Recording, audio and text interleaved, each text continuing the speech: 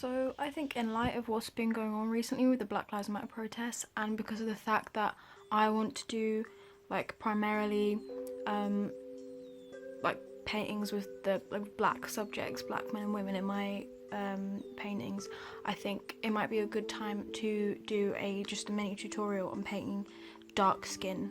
So if you are interested in learning more about the Black Lives Matter movement and ways that you can donate, I've linked some stuff below, so you can check that out.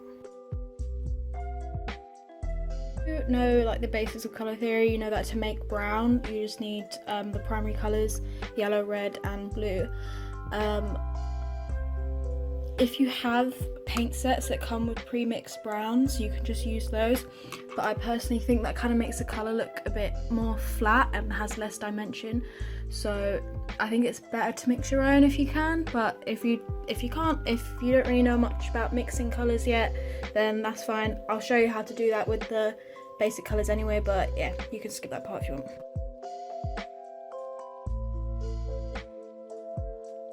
Okay, so here I'm just showing the kind of different variations of brown you can get just by mixing these three primary colours. If you just add more quantities of yellow or more red or more blue, you can get warmer or darker shades, different tones. And these variations are really important when you're painting dark skin, just as when you're painting lighter skin, to get that dimension and realistic kind of look in all of the undertones of the skin. And just by layering these on top of each other, you get even more variation and dimension.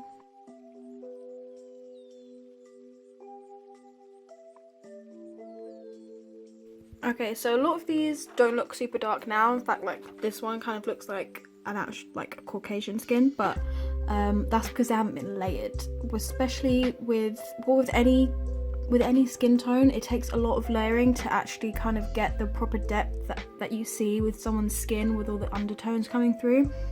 But with black skin tones, with watercolour, you really do need to layer that shit, because to get really dark and really like deep tones that you get with darker skin, it just needs to have a shit ton of layers. It's gonna take a little while, but I mean, that's fine. So I just got this random picture off Pinterest. Having a good reference is really important, because you really need to be observant of the different tones and shades in someone's skin. It's important if you're trying to paint anything new, including darker skin or just skin in general. How I approached it was I've just sketched out the features, and I started with wet paper and then just put a light shade, because obviously with watercolour you go from light to dark. That's just how you do everything. So I just got a light shade and pretty much washed the whole thing. You can dab up where the lightest highlights are if need be, if you just can't bother to avoid that like I do.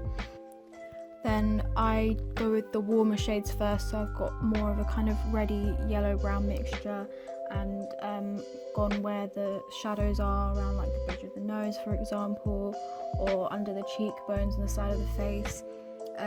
Those kind of areas that aren't completely in darkness but kind of going into shadow do tend to be more red, as you can probably see in the reference. Like those areas are quite warm, they've got like yellow, orange, red tones in them.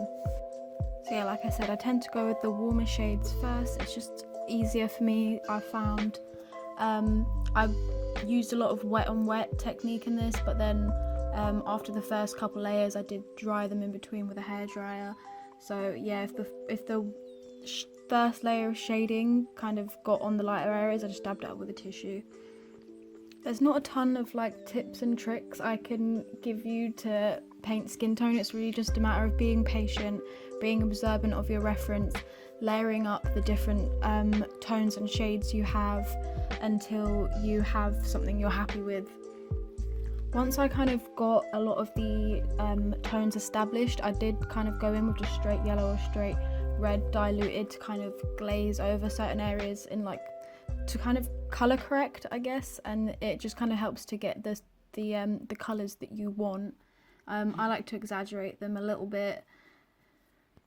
When you get to the shadows, although they look very black, I think putting black in watercolour is just a bit of a no-go for me, and it just looks a lot better if you use kind of deep blues and purples in the shadowy areas.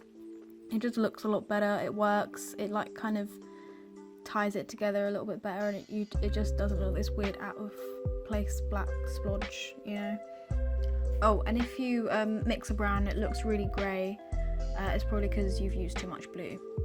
So just add a bit more red, a bit more yellow, and it should kind of turn back into more of an actual nice shade of brown.